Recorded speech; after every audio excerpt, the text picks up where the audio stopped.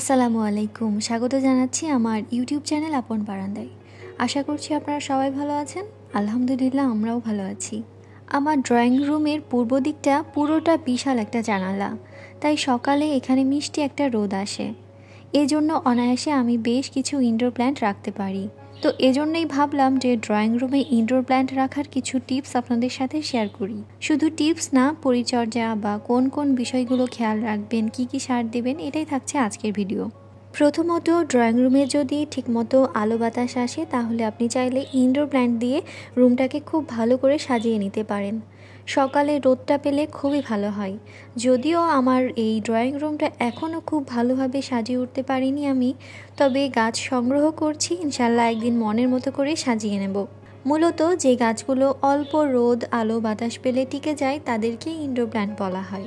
তবে একেবারে অন্ধকার বা একদমই রোদ আসে না এমন রুম হলে গাছ টেকানো কিন্তু মুশকিল হয়ে যায়। তারপরও আমি বেশ কিছু ইনডোর প্ল্যান্টের নাম আপনাদের সাথে শেয়ার করি, যেমন spider plant, snake plant, money plant, coin plant, বিভিন্ন রকমের caladium, lucky bamboo, red emerald, monstera, peace lily, জিজি প্ল্যান্ট ইত্যাদি।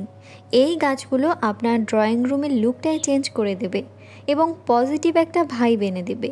তাই সেই গাছগুলোকেই নির্বাচন করবেন যেগুলো কম রোদ আলো বাতাসেও খুব ভালো থাকে। আর অবশ্যই ড্রয়িং রুমে গাছ রাখতে চাইলে দেখতে হবে জানালা দরজা দিয়ে পর্যাপ্ত পরিমাণ রোদ আলো বাতাস আসে কিনা। ইনডোর বা সেমি ইনডোর গাছগুলোর জন্য সকালের রোদ এবং আলো বাতাস ভীষণ জরুরি। এছাড়া রোদ না এলে সপ্তাহে 2-1 দিন গাছগুলোকে বারান্দায় নিয়ে রোদে দিতে পারেন, কারণ সকালের রোদটা পেলে গাছের গ্রোথ খুবই ভালো হয়। এরপর আসি, আপনি গাছগুলো মাটিতে লাগাবেন নাকি পানিতে রাখবেন।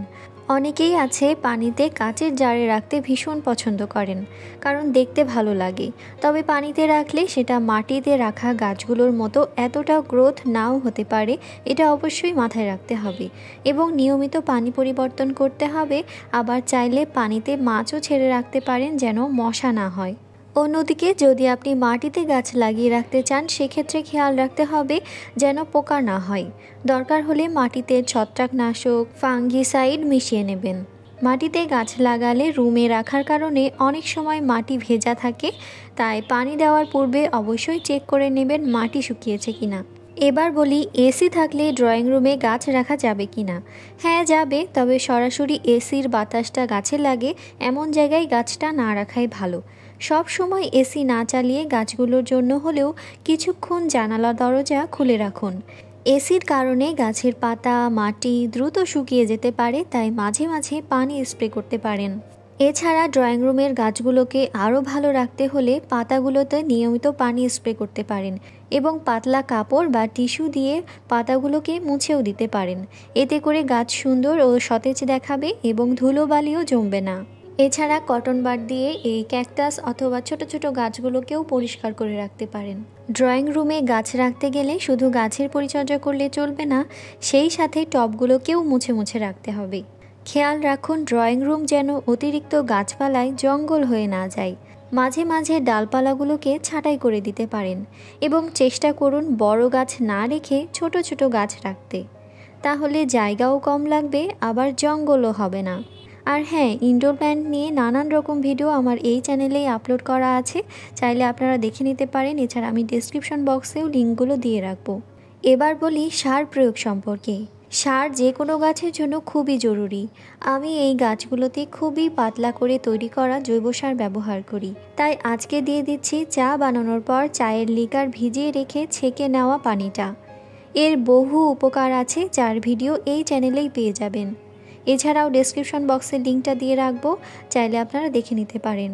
খুবই সামান্য করে আমি এই চা পাতার জৈব সারটা দিয়ে থাকি। চা পাতায় থাকে নাইট্রোজেন এবং ট্যানিক অ্যাসিড, যা গাছের বৃদ্ধির জন্য ব্যবহার করা হয়। এছাড়া প্রয়োজনীয় পুষ্টির চাহিদাও মেটায় এবং আরও অনেক উপকারিতা রয়েছে এই সারের। আমি জানি এই কথাগুলো আপনারা সবাই মোটামুটি জানেন, তারপরও নতুন বাগান করছেন, টুকটাক নিজের ড্রয়িং রুমটাকে ইনডোর প্ল্যান্ট দিয়ে সাজাতে চাচ্ছেন, তাদের হয়তো উপকারে আসবে আজকের ভিডিওটি। তো তো আমার মতো কারা কারা ড্রয়িং রুমে গাছ রাখতে পছন্দ করেন বা সাজিয়ে ফেলেছেন অলরেডি, তারা চাইলে আজকের এই ভিডিওতে কমেন্ট করে জানাতে পারেন। আর যারা এখন পর্যন্ত আমার সাথে আছেন, ভিডিওটি দেখছেন, তারা চাইলে লাইক, কমেন্ট এবং শেয়ার করতে পারেন। আর যদি ভিডিওটি ভালো লেগে যায় তাহলে অবশ্যই আমার চ্যানেলটি সাবস্ক্রাইবও করতে পারেন। এমন অনেকেই আছেন যারা হয়তো আমার ভিডিওগুলো ভালো লাগে এই জন্য ভিডিওগুলো দেখেন, কিন্তু এখনও সাবস্ক্রাইব করেননি। তারা চাইলে অবশ্যই সাবস্ক্রাইব করে নিতে পারেন। আগামী ভিডিও দেখার আমন্ত্রণ জানিয়ে আজ এখানেই বিদায় নিচ্ছি। আল্লাহ হাফেজ, আসসালামু আলাইকুম।